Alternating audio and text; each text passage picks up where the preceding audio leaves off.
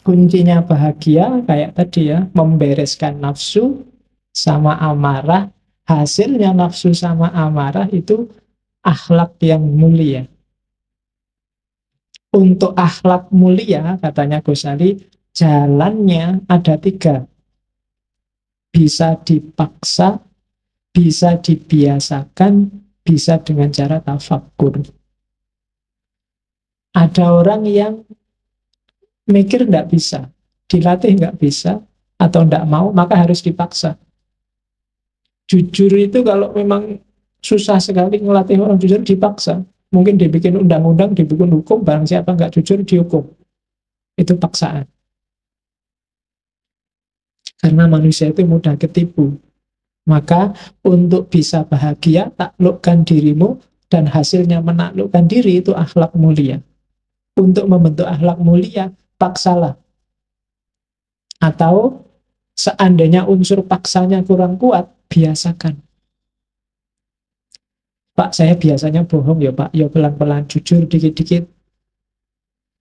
Pak, saya sholat malam itu berat ya Pak, yo habis isya. Pelan-pelan, nanti lama-lama terbiasa. Biasakan aja. Karena manusia itu tidak ada sesuatu yang ringan apa berat kecuali dia sudah dibiasakan. Kalau dibiasakan yang berat bisa jadi ringan. Kalau nggak terbiasa, ringan pun jadi berat luar biasa. Sholat duha misalnya itu kan ringan. Pagi kamu nganggur, nggak ada apa-apa. Tapi kalau nggak dibiasakan juga rasanya sangat berat. Jadi biasakan, dan yang terakhir, untuk lebih memudahkan pembiasaan, akalmu harus setuju. Untuk akalmu setuju, tafakur, mikir. Dan untuk belajar mikir yang benar, kamu harus ngerti filsafat. Ya, makanya kamu ada ngaji filsafat. Terus, orang yang akhlaknya jelek di kimia itu ada 4 jenis. Perangilah 4 jenis akhlak jelek ini. Yang pertama orang bodoh. Yang kedua sudah bodoh sesat. Yang ketiga sudah bodoh sesat fasik lagi. Yang keempat sudah bodoh sesat fasik jelek.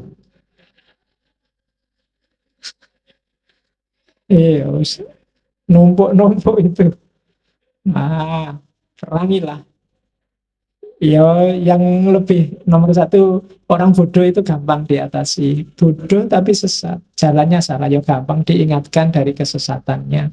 Lebih susah nomor 3, sudah bodoh, sesat, fasik. Fasik itu berarti memang dia niat melakukan kejelekan. Itu lebih susah diingatkan. Atau jelas ingin melakukan kejelekan dan dia sendiri memang jelek aslinya. Wah, itu lebih susah lagi. Jadi perangi 4 hal ini. Jadi lawannya akhlakul karimah itu akhlakul madhumah. Akhlak madhumah itu 4 karakternya ini. Dan ini trouble-nya katanya Ghazali. Setelah ini takluk, orang bisa masuk karena akhlakul karimah. Dan akhlakul karimah itu kuncinya adalah menaklukkan diri sendiri. Kuncinya menaklukkan diri sendiri, kenali diri. Kayak tadi, kenali Allah, kenali duniamu, maka akhiratmu akan bahagia. Kenal diri, kenal Allah, dan sekarang kenal juga tentang dunia. Harus, karena kita hidup di sini. Kalau nggak ngerti ilmu dunia, kita nggak bisa hidup. Nggak akan bisa bahagia, karena kebahagiaan dunia itu imbasnya kebahagiaan akhirat. Kalau di dunia kita nggak bahagia, badaniah nggak bahagia, akhirat tidak akan juga bahagia. Kayak logika di awal tadi. Maka kunci bahagia selain kenal diri sendiri, kenal Allah, juga kenal dunia. Kenal dunia itu targetnya 2, memelihara jiwa dan merawat jasad. Jadi dunia jadi jalan untuk kita bahagia di akhirat. Jiwa harus beres, jasad harus beres. Jasadmu jangan disiksa, waktunya makan ya makan, minum ya minum. Nggak punya uang ya utang. Ya kan harus begitu. Jangan mau kelaparan, karena itu amanat. dari Allah. Begitu jasadmu sehat, ibadah juga enak, cari ilmu juga enak. Kalau nggak jasadmu nggak sehat, belajar cari ilmu apalagi yang kayak gini, mesti nggak nyambung. Kamu tidak memelihara jasadmu, jarang tidur, jarang makan, jarang olahraga, ya nanti yang lain juga tidak maksimal. Jadi pelihara jasadmu. Ya sekali-sekali kamu pijat, spa, iya, memanjakan diri kalau ada uangnya. Kalau nggak ada ya pijet-pijetan, sak-kancan. Loh itu memanjakan diri. Yuk kita saling memanjakan. Nah, pijet-pijetan. Apa? Oke, jadi dunia harus dikuasai. Begitu dunia dikuasai, akhirat akan beres. Karena akhirat lebih mudah. Jadi kunci kebahagiaan kenal dunia. Di kimia usaha ada, mengenal dunia saya nggak akan panjang lebar, kamu sudah ngerti caranya.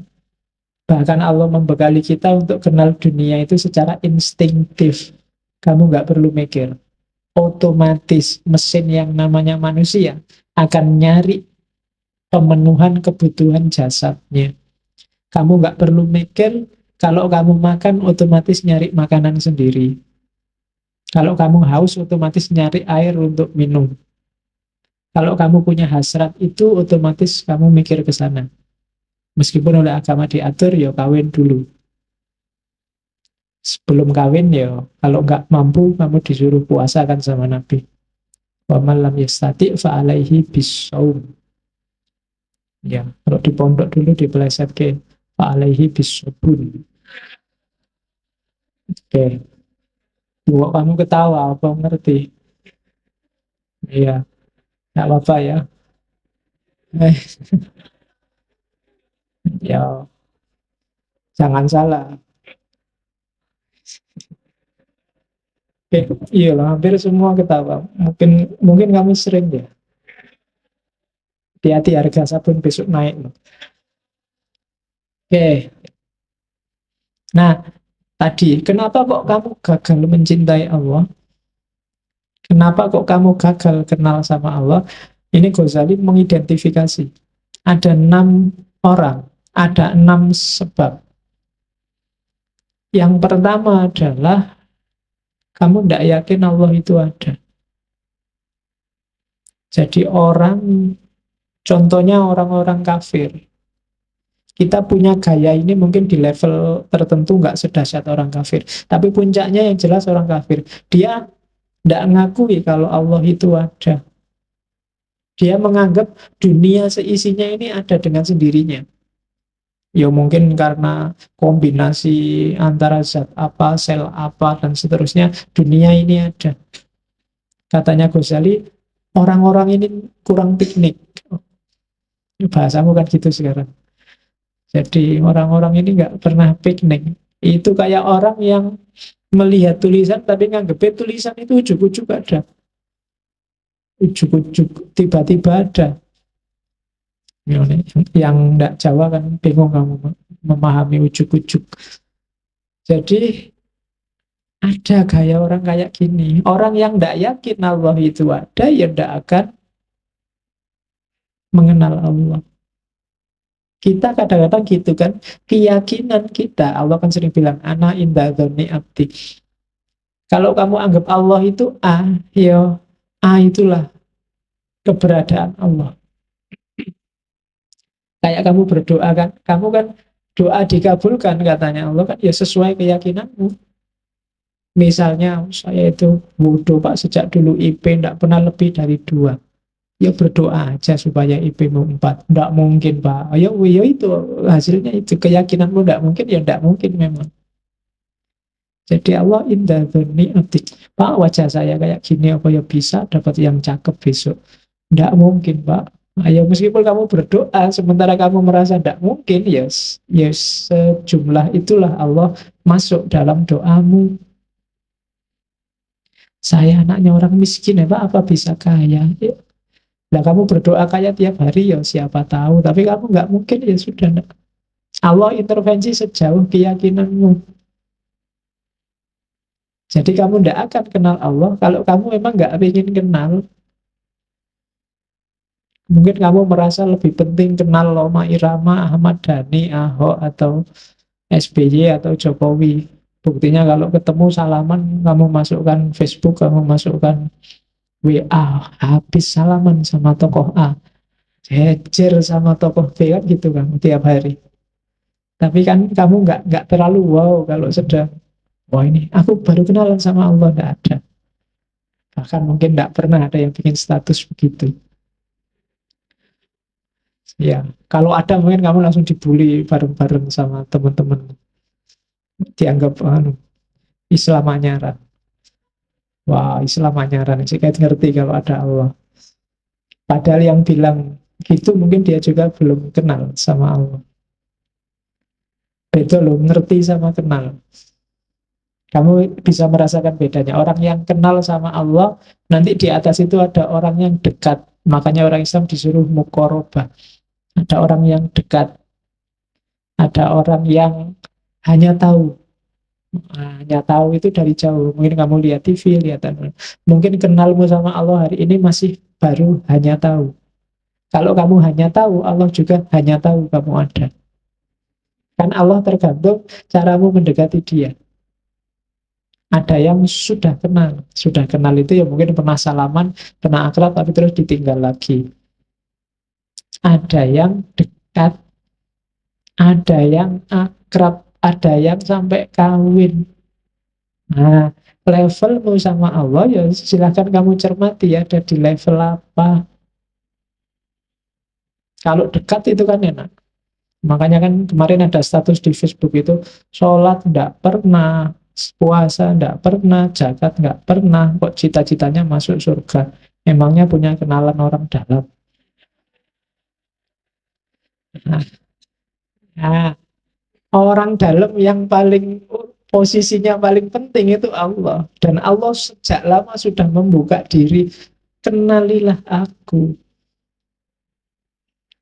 Ya kan, dekatlah padaku. Allah sudah teriak-teriak sejak dulu begitu. Ini kamu cuekin aja. Kamu baru nangis-nangis mendekat kalau pas butuh.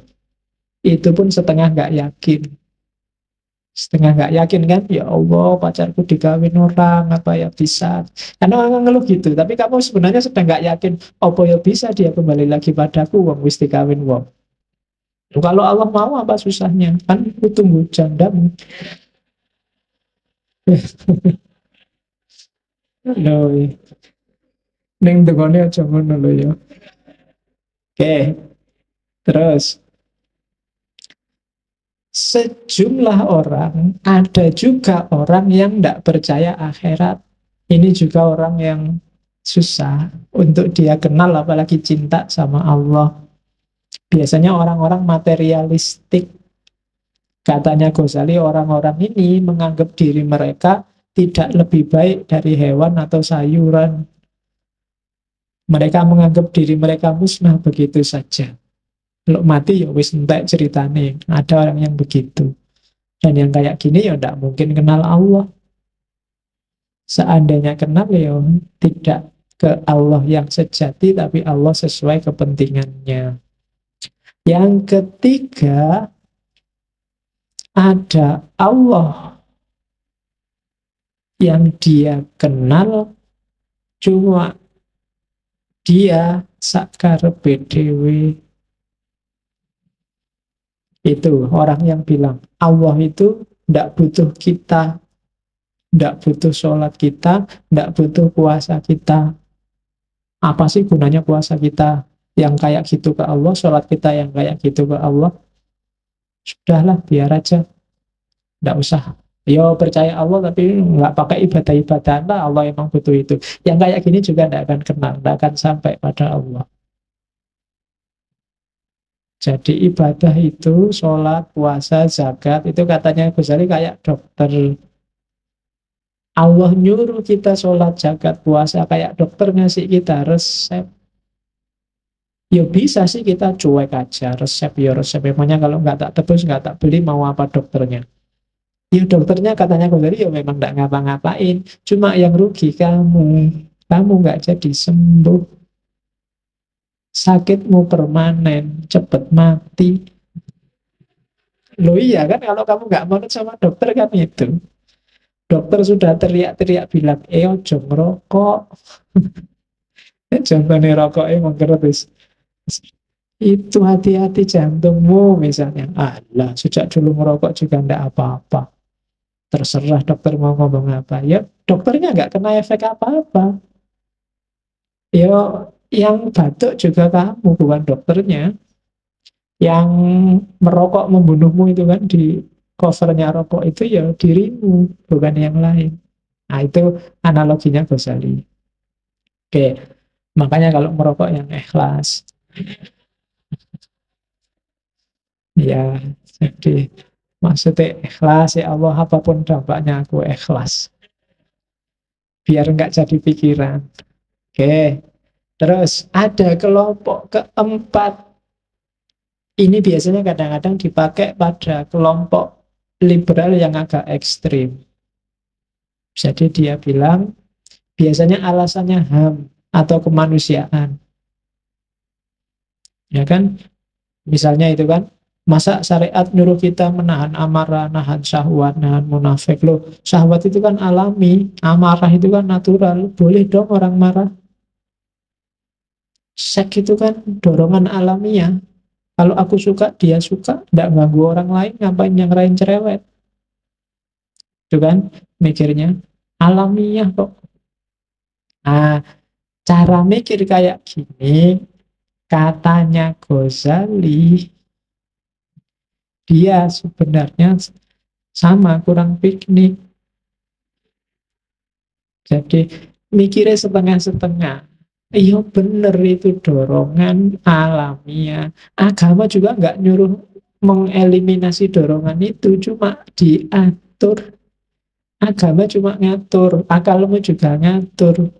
Biar apa? Hidupmu semakin berkualitas, hidup ini nggak kacau. Kalau kamu seks bebas, bebas-bebas, rusak hidupmu.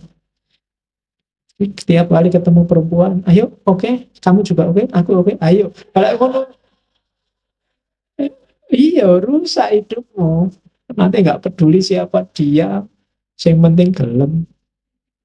Jadi kacau. Makan juga begitu. Bukan berarti yo alami sih makan, natural aja makan, tapi ya diatur. Nabi nyuruh jangan sampai terlalu kenyang. Kemudian macam-macam. Walatus rifu, jangan makan A, jangan makan B. Itu sebenarnya bukan kok jangan apa kamu nggak boleh makan, tapi pahamilah batasnya orang makan, pahami caramu melampiaskan hasrat. Bukan berarti nggak boleh itu, tapi kamu harus sah dulu, kawin dulu, biar jelas aturan mainnya. Ya kayak orang sepak bola itu harus ngerti batas pinggir lapangannya mana.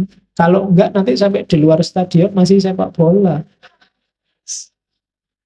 Nah kan tidak ada gunanya. Atau sudah di-treat sama wasitnya, pertandingan berakhir kamu masih asik di situ, ya tidak ada gunanya. Jadi agama itu ngasih kita batas. Jadi biar kita ngerti batasnya. Yo alamiah, iya. Cuma agama ngasih kita petunjuk melampiaskan yang alami itu apa. Kalau cara mikirmu kayak gitu, katanya Ghazali, ya tidak akan kenal Allah. Terus yang kelima, orang-orang yang permisif. Tiap ada apa-apa, tenang aja. Allah Maha Pengampun. Allah Maha Penyayang. Dosa dikit-dikit besok tobat. Kita wujud atau dosanya rontok. Misalnya. Ya, bukan berarti ideologi kayak gitu keliru. Tapi kalau gayamu kayak gini, kamu tidak akan bisa kenal Allah. Itu kamu seolah-olah meremehkan, seolah-olah nganggep tenang aja lah, kayak dosennya gampang, orang tuaku itu mudah memaafkan. Orang kayak gini kan biasanya menjebakmu sendiri. Sama Allah juga begitu. Maksiat dikit-dikit, tenang aja, Allah Maha Pengampun. Agak besar dikit, ampunannya Allah lebih luas daripada dosa kita. Meremehkan. Nah itu juga trouble. Kalau mentalmu mental gini, ya tidak akan kenal Allah yang sejati. Yang keenam, ini kebalikan 5 yang atas. Orang-orang yang sok soleh. Ini juga trouble. Merasa dirinya suci. Wah, kalau saya sudah bebas dari dosa, dunia tidak bisa lagi bodoh aku. Nah, itu juga katanya Ghazali bahaya. Kita bacakan aja ya. Kalimatnya agak nyelekit kalau bagian ini. Jadi orang yang ngaku mencapai tingkat kesucian tertentu sehingga merasa dia tidak bisa dipengaruhi oleh dosa. Katanya Ghazali, namun kenyataannya saat orang lain memperlakukan mereka secara tidak hormat saja, mereka akan dendam bertahun-tahun. Terus jika ada di antara mereka yang tidak mendapatkan sebutir makanan yang menurutnya adalah haknya, maka seluruh dunia rasanya sempit dia dan gelap. Pokoknya nesu-nesu, merasa haknya dirampok. Katanya Ghazali, mereka ini, para mistikus palsu ini, kadang-kadang berpura-pura tenggelam dalam samudra ketakjuban. Tetapi jika kau tanyakan pada mereka apa yang mereka takjubkan, mereka tidak mengetahuinya. Jadi tiap hari dia merasa, wow, luar biasa Allah itu, luar biasa. Tapi dia wow-nya yang luar biasa. Kalau ditanyain yang di-wow-kan itu apa sih? Tidak tahu. Pokoknya wow aja. Ah, itu juga trouble katanya Ghazali. Ya tidak kenal Allah kalau ya gitu. Kalau bahasa hari ini mungkin lebay. Lebay ah. Allah nggak segitunya kok. Nggak usah kaget kayak baru kenal Allah kemarin. Sudah lama kita kenal Allah. Sudah ngerti kita dengan segala kebesarannya. Jadi ketakjuban-ketakjubanmu simpanlah, tidak perlu lebay, karena kuncinya adalah kenalilah Allah. Kalimat yang terakhir itu Ghazali mau bilang, apapun keadaannya, kita adalah hamba dan Allah adalah majikan kita yang maha kuasa. Ini sebenarnya mau ngeritik orang-orang sufi yang berlebihan sampai ke level bahwa manusia dan Tuhan bersatu. Ini juga tidak akan kenal Allah. Kalau jadi satu ya selesai. Kenal itu kan ini aku, itu kamu, kenalilah aku kenal dirimu. Itu kan kenal namanya. Makrifat itu aku tahu tentang kamu, sesuatu di luar diri kita. Kalau sufi yang agak berlebihan, tasawuf wahdatul wujud, itikat, hulul, itu bisa menjebak orang bahwa manusia sama dengan Tuhan. Maka di kalimat terakhir Ghazali menegaskan, ketahuilah, ingatlah bahwa yang maha kuasa yang menciptakan dan kita adalah hamba yang diciptakan. Jadi sederhananya begitu. Tugas kita kenal, paling puncak adalah makrifat. Bukan melenyapkan diri kita atau menganggap kita nggak ada, yang ada hanya Allah, atau apalagi kitalah Allah itu. Berarti tidak butuh kenal kalau hakikatnya sama. Oke, itu yang menghalangi orang dari bahagia karena tidak kenal Allah. Kalau orang punya 6 karakter ini, dia tidak akan kenal Allah. Orang yang tidak kenal Allah tidak akan nyampe pada kebahagiaan yang sejati. Terus, nah, Ghazali membahas khusus kenikmatan dunia itu tentang musik. Karena mungkin di era itu ada kritik-kritik terhadap sufi yang pakai musik, pakai puisi, pakai nyanyi-nyanyi. Katanya Ghazali, apa musik itu haram atau halal tergantung yang dibangkitkan apa. Musik itu kan yang disentuh jiwa. Nah, yang dibangunkan dari jiwamu itu apa? Tadi kan jiwamu ada setan, ada malaikat, ada kebinatangan. Kalau yang dibangkitkan yang negatif-negatif, hasrat, kebinatangan, maka dia haram. Tapi kalau dia membangkitkan sesuatu yang bikin kamu lebih dekat sama Allah, maka dia halal. Jadi teori musik itu kan selama ini orang debat. Boleh nggak musik selawatan pakai musik, kemudian berdoa, diiringi puisi biar lebih nyaman. Kalau bagi Ghazali, asal itu bikin kamu semakin dekat sama Allah, maka boleh. Tapi kalau dengan musik itu yang bangkit dalam jiwamu adalah hasrat-hasrat kebinatangan atau kesetanan, maka jangan. Dengar musik koplo, dengar dangdut yang goyang barbel, goyang apa itu kan, yang bangkit kan pasti nggak, kamu lihat masuk ingat, ya Allah kan nggak mesti. Pasti kalau lihat itu bukan Allah yang muncul di kepalamu kan. Ya, mestinya isinya kayak gimana ya, mesti gitu. Jadi pikiranmu mesti yang aneh-aneh. Nah yang kayak gitu katanya Ghazali, enggak, yang kayak gitu ya haram. Kalau flat Pak, flat itu nggak ada yang bangkit apa-apa, ya standar aja Pak, nyari hiburan. Katanya Ghazali kalau hanya hiburan saja itu boleh. Jadi ya suka aja Pak, misalnya musik klasik Pak. Saya nggak tahu Pak, musik klasik itu nggak bangkit apa-apa, malah ngantuk saya Pak. Misalnya, ya katanya Ghazali hanya untuk hiburan itu boleh, nggak apa-apa.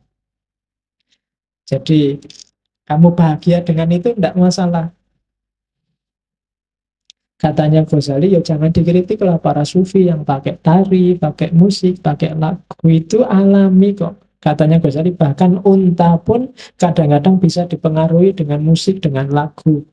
Orang perang aja kadang-kadang pakai tabu-tabuan itu biar semakin semangat. Berarti jiwa bisa dipengaruhi oleh musik, oleh tarian. Maka kuncinya bukan pada musiknya, tapi yang bangkit dalam jiwamu itu apa dengan musik itu. Nah, itu teorinya Ghazali. Terus katanya Ghazali, cuma hati-hati ya kalau syair-syair yang ada kata-katanya. Jangan sampai ada kata-kata kalimat yang menyesatkan orang. Misalnya kalau di situ contohnya kalimat puitis dalam sufi, misalnya kau berubah dari kecenderungan asalmu. Nah itu kalau kalimat ini maksudnya pada Allah, maka tidak boleh. Karena Allah tidak berubah. Biasanya satohat sufi itu sering menjebak ke sini. Yo, satohat itu ekstase, pengalaman puncak kenikmatan, monggo dinikmati sendiri oleh sufinya. Jangan model pertunjukan untuk umum. Karena kalau dipertunjukkan untuk umum, sering jadi masalah, katanya Ghazali. Bisa bikin orang sesat dan menyesatkan. Maka musik boleh, tari-tarian boleh, diambil unsur hiburannya saja juga boleh. Cuma kalau ada kalimat-kalimat yang menjebak, hati-hati. Nah, itu teorinya Ghazali. Jadi tidak apa-apa kalian suka musik, suka selawatan, suka lagu dangdut atau lagu rock. Yang tidak boleh lagu yang tidak pakai rock.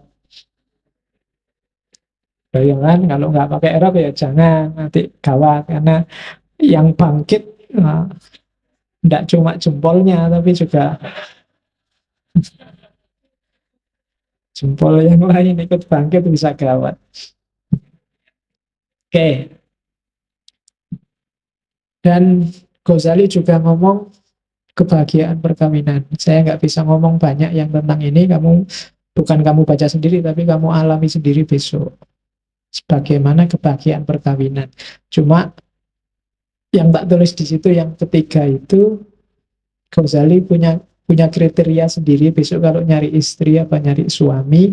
Yang pertama, perhatikan akhlaknya. Kalau di hadis itu kan agamanya. Cuma katanya Ghazali, jangan salah, yang dimaksud agama situ bukan yang rajin tahajud atau yang tiap hari puasa. Tapi terutama dari agamanya, lihatlah akhlaknya. Karena kadang-kadang ibadah formalnya bagus, akhlaknya jelek, perilaku sehari-harinya rusak, menyusahkan orang lain. Saiful Jamil itu puasa Senin Kemis, sholat tahajud. Jadi habis sholat tahajud, asistennya mau dibangunin sholat subuh, kok yo cuma pakai celana pendek.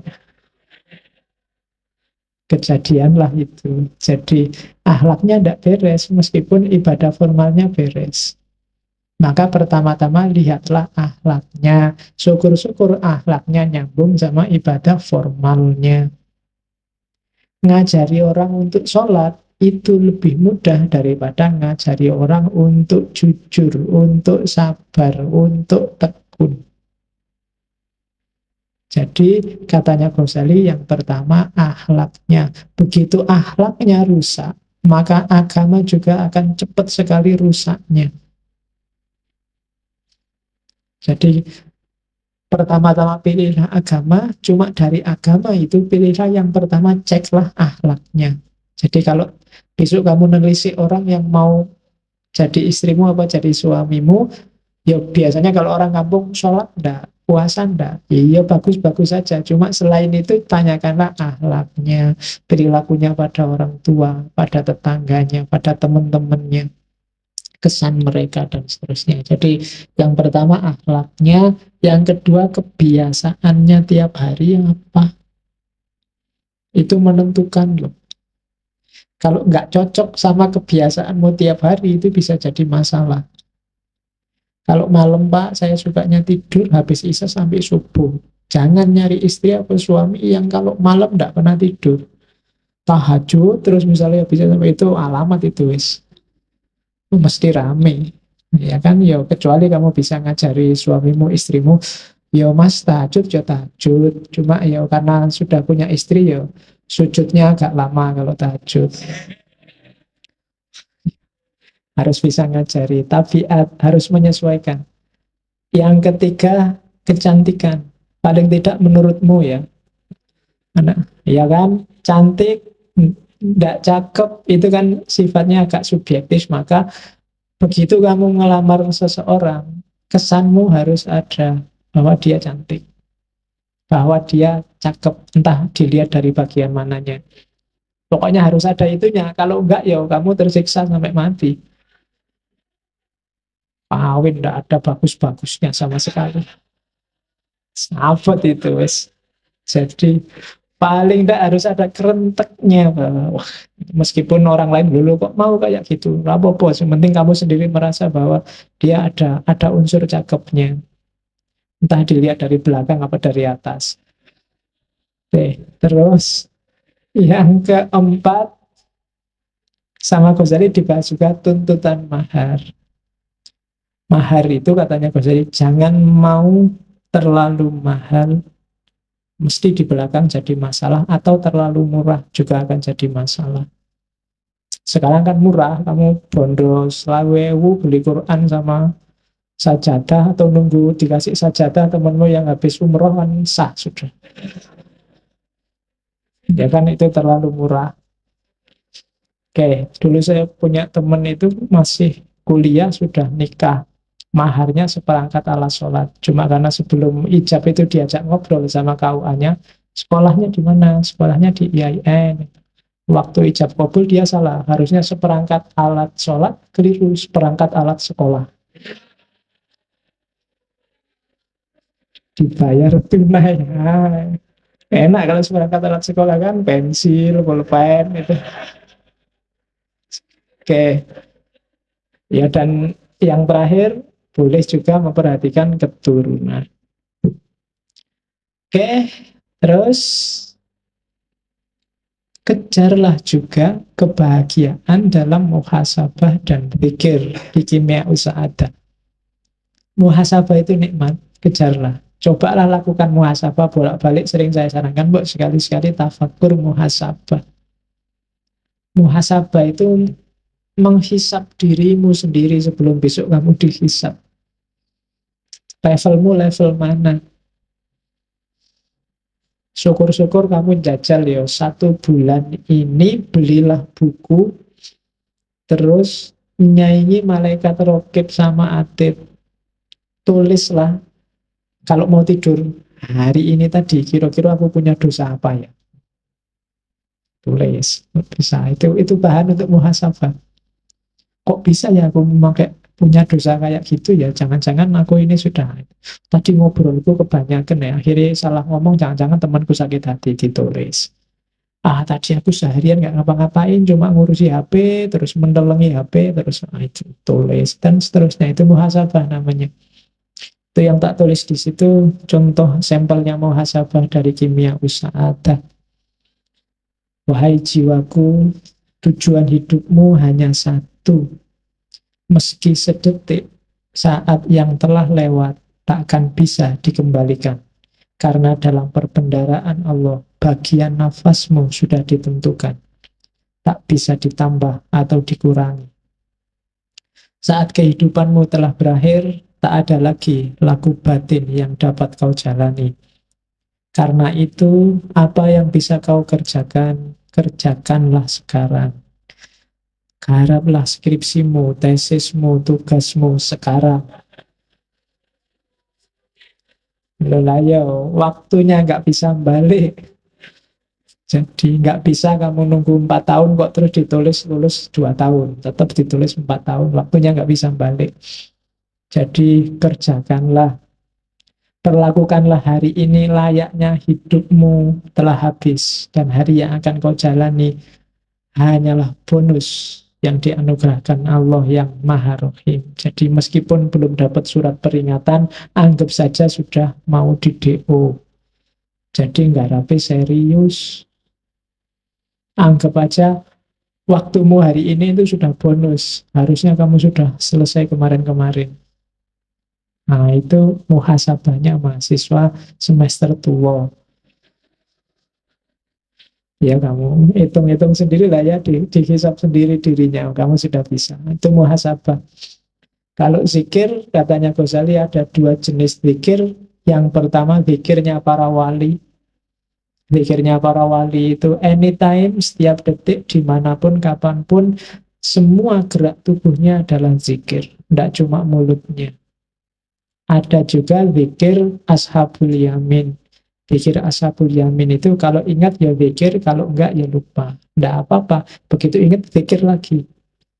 Tapi terus sibuk apa, lupa lagi, ingat lagi, tidak apa-apa. Orang kayak gini masih sangat baik, namanya ashabul yamin. Yang jelek adalah orang yang melupakan zikir atau secara sengaja memang tidak mau berzikir. Zikir itu nggak harus kamu patok sekian ribu kali dengan kalimat apa. Yang penting hatimu merasa bahwa ada Allah yang selalu mengawasimu, Allah yang hadir selalu dalam hidupmu, terus rasakan itu. Orang yang makomnya wali itu sudah merasa tiap hari jajar sama Allah. Jadi otomatis seluruh gerak tubuhnya itu gerak tubuh yang berzikir. Jadi itu 2 jenis zikir. Kita mungkin masih di makom yang kedua. Atau minimal kita harus ada di situ.